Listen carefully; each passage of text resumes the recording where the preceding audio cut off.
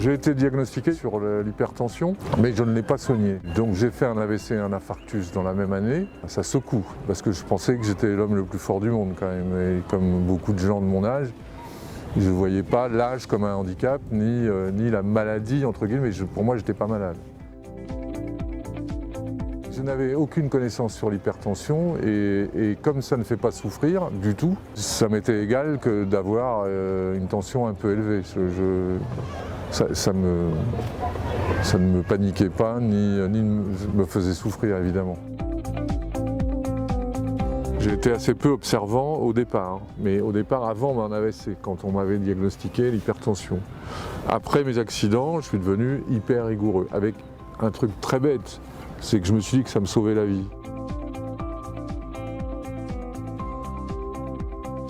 Ça a été un choc psychologique.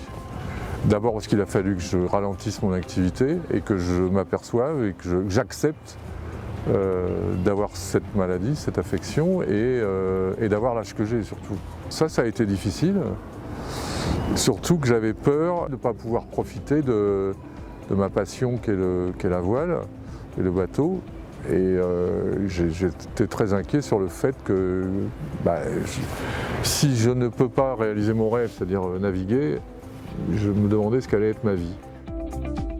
Et puis j'ai pris le rythme tranquillement, moins travailler, beaucoup dormir, ne pas m'en faire pour plein de choses qui n'avaient pas d'intérêt. Depuis que j'ai eu tous ces ennuis, je suis beaucoup plus calme et je fais beaucoup plus d'exercices. J'ai l'impression d'avoir rajeuni, c'est pas une blague, et je ne suis plus du tout stressé. Pour moi, le plus important, c'est d'être vivant et d'être en forme.